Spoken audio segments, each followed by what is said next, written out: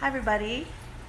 Thanks for joining me today. I'm Ingrid Karazinger, and I am here doing book signings for my book, The Psychic Way, which is actually a workbook that has my curriculum in it for the classes I teach on psychic development. It has a lot of great meditations, exercises, and information on there to help you to develop your sixth sense. Now, the wonderful thing about psychic development is not necessarily for just someone who wants to become psychic. It has to do with really developing a sense that is very natural for you. So we have the five senses, and even when you're starting out in kindergarten, you start doing things like they want you to touch things and smell things. They want to explore your senses and understand what those senses are. But they kind of leave out what I think is one of the most important senses, and that is the sixth sense. And that is, if you think about it, when the first thing you have when you are born is your sense of love and connection with your parents, your family, and babies that get that, they thrive. The more love and affection they get, they thrive. Love in itself is the sixth sense. That is what God is, that is what the universal consciousness is made of, and that sixth sense is our connection to that. So in psychic development, we are not only talking about certain aspects of reading people or healing, we're also talking about connecting to the divine, which is our birthright. This is our soul self.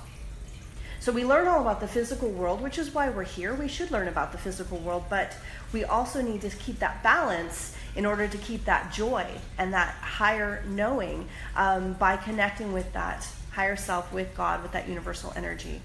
So my classes are really geared toward, and this book is geared toward helping you to have your own discovery of truth. So the exercises in here are going to basically take you step by step and with practice into your inner world.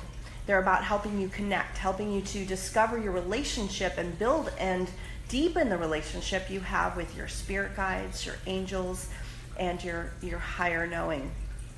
The more that we pull that energy down, the more that we understand that energy, that we tune in, whether it's through guided meditation, through mantras, through healing work, through channeling, or even when you do something creative like painting, or you do something fun and dance and you just get out of your head and you're doing something that's very heartfelt. What you're doing is creating this wonderful channeling where you bring down that energy, and it is something that helps you to connect with your higher divine self.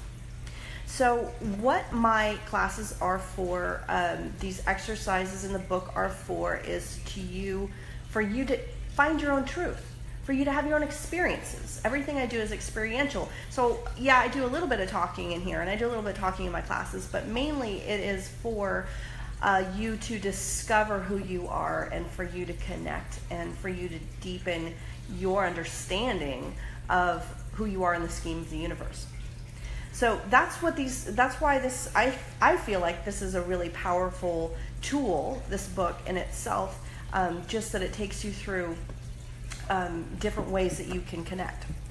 So there are a couple things in here that I cover, and it is progressive, just like my classes. I have several levels to my classes, but this is kind of starts off with meditation and grounding, clearing, learning how to create your space, your sacred space, and that is what's around you, and it can be in your room or your home. And it's really about understanding your boundaries and setting those up. I have two types of clients that come, two types of students. One is those who are empathic, and they have, from an early age, had their boundaries kind of removed or stepped on, so they don't have those boundaries. They tend to be very empathic, very psychic, and really good mediums, because they've already explored all of that stuff outside of the physical world. So they need to learn to create boundaries, to set them up, to create a doorway they close, and understand they can close it whenever they want, and they have that right to close it. Then there are the other kind, which are more of the psychic clairvoyant, and they tend to be not necessarily empathic, but more up in their head. So they know about psychic experiences, they might have had some, but they want to learn more. So they want to learn how to open that door. They want to learn how to do it when they want to do it, just to make it happen at will. So again, what I do is really help you in the beginning part of these chapters and my classes is learning how to create the doorway, to set up boundaries so you can have positive experiences moving forward. A lot of people that do meditation on their own or just start exploring psychically without doing this first, they're going to end up with maybe some scary experiences. They just don't understand what's happening, where you open yourself up psychically, or maybe you have been open psychically. It's like shining a flashlight into the dark, and everything in the dark can see you, can see your flashlight. And so you're going to have a lot of those guys going, wow, she can see us, let's go have fun over here. So you want to make sure that when you do it, you know what you're doing, and that you have a guide or a mentor, that you have the right tools. So I feel it's more important that you learn how to set up that door, and don't worry about having more experiences until you learn how to control it. The wonderful thing about creating boundaries is this is something also that affects all aspects of your life, not just when you are taking classes like this, when you're learning psychic development. Empaths especially spend their whole lives trying to understand how to set boundaries for themselves, because for whatever reason, there could be trauma, they could have had an ailing parent growing up. There's several reasons that happens, but they spend their life trying to create those boundaries. But they tend to be bleeding hearts. We tend to want to help everybody and be of service, and we tend to give too much away. And it could be our energy, our love, it could be money, things, whatever it is, but we always end up lacking because we don't keep enough for ourselves. So I try to help you swing the pendulum the other way and learn how to keep what you need first, so that you are better able to help other people.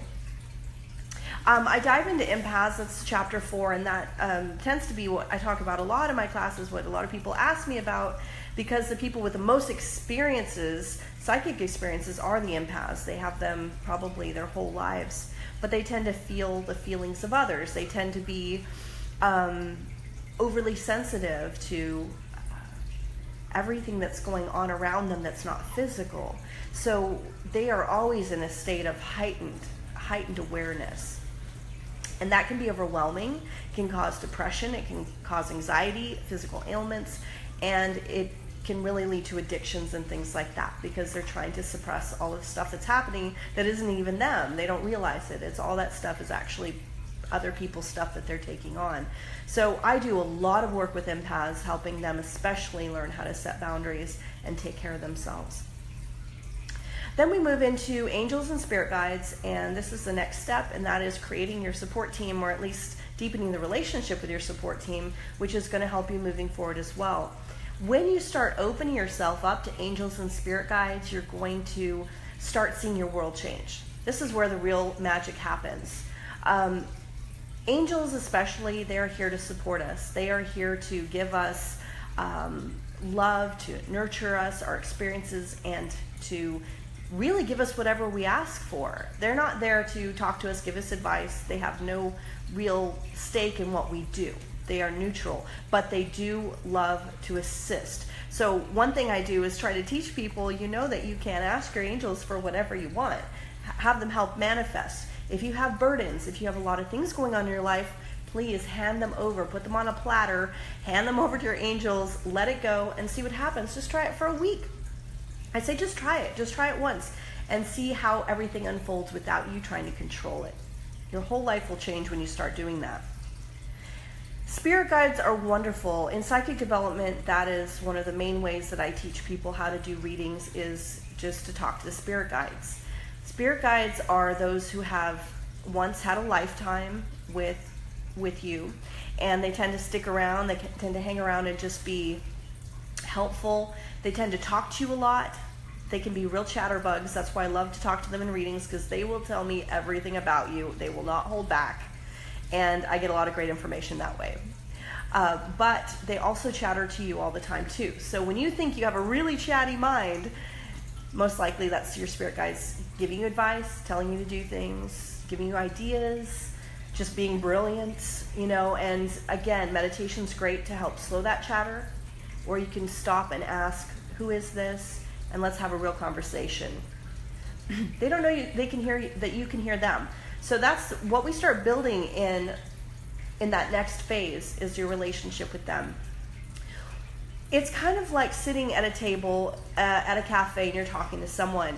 There's a table next to you and there's someone sitting at that table. That person starts trying to talk to you. You have no idea they're trying to talk to you. You may even hear the talking, but how do you know that they're talking to you unless you turn your attention to them and you're aware that they're there?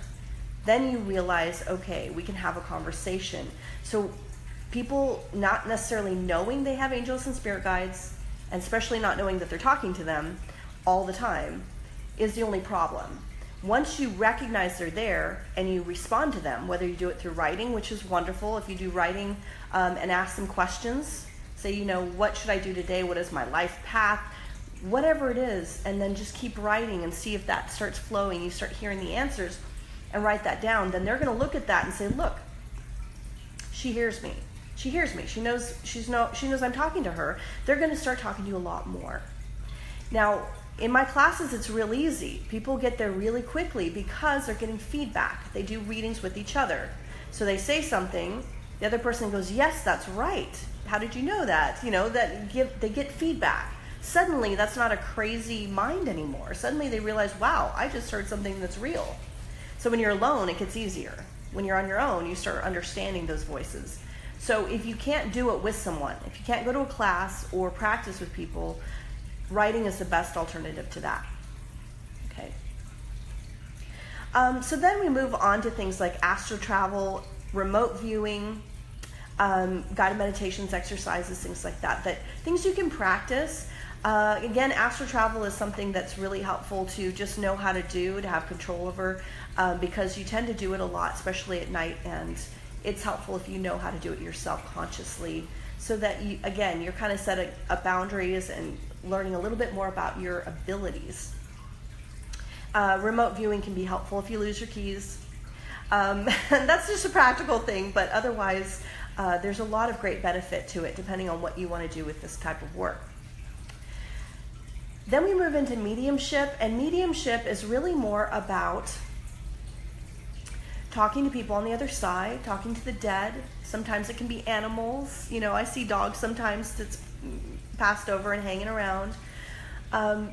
Mediumship is kind of the next level because we're talking about, a lot of times there's grief counseling involved in that. There's a lot of emotional aspects to it that you have to deal with. So you may find that trying to channel, do mediumship for somebody that you have lost may be difficult to do it yourself because you have a lot of emotional stuff involved in that.